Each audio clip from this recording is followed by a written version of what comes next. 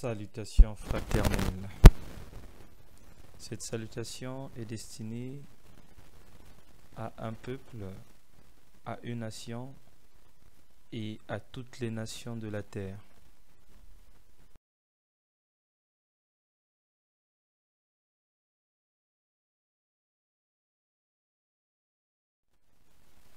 Titre: l'intégrité. Ce titre fait référence à l'expérience vécue des grandes figures qui nous ont précédés dans la parole de Dieu, à savoir Job. Nous pouvons citer aussi Abraham, Moïse, David et toutes les grandes figures spirituelles dans lesquelles nous avons la possibilité de nous inspirer à travers leur expérience. Ce titre nous facilitera la compréhension et nous permettra de s'approcher encore davantage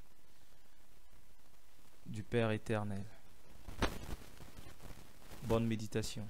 Merci.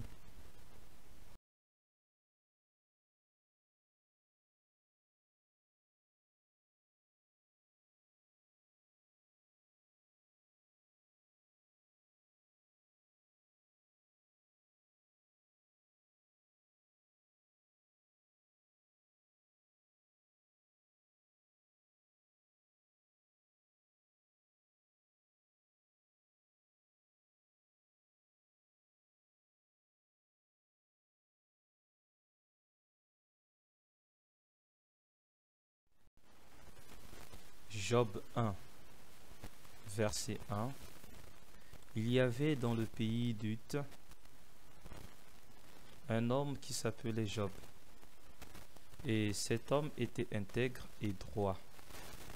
Il craignait Dieu et se détournait du mal.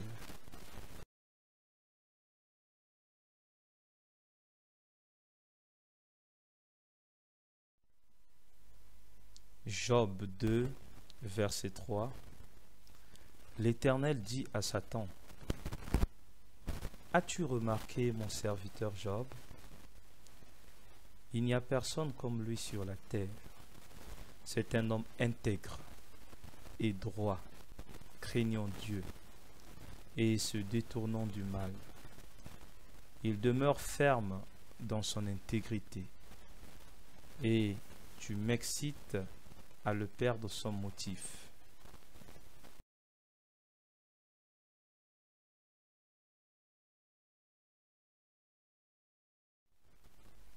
Jacques 5, verset 11.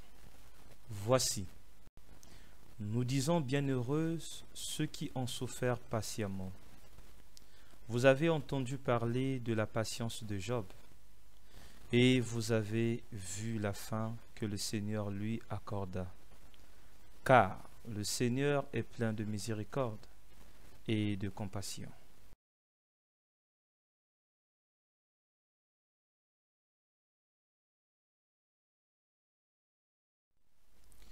Psaume 37, verset 37. Observe celui qui est intègre et regarde celui qui est droit, car il y a une postérité pour l'homme de paix.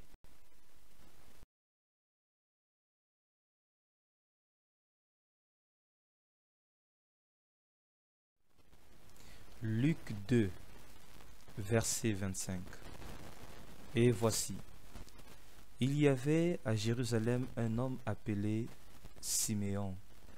Cet homme était juste et pieux. Il attendait la consolation d'Israël, et l'Esprit Saint était sur lui.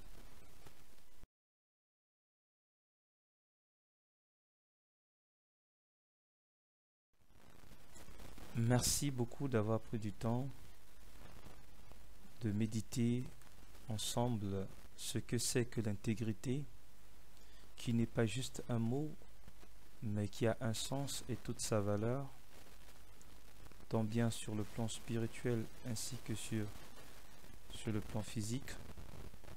L'intégrité est une discipline qui nous oblige à manifester vis-à-vis de Dieu toute notre loyauté, toute notre assurance, toute notre foi.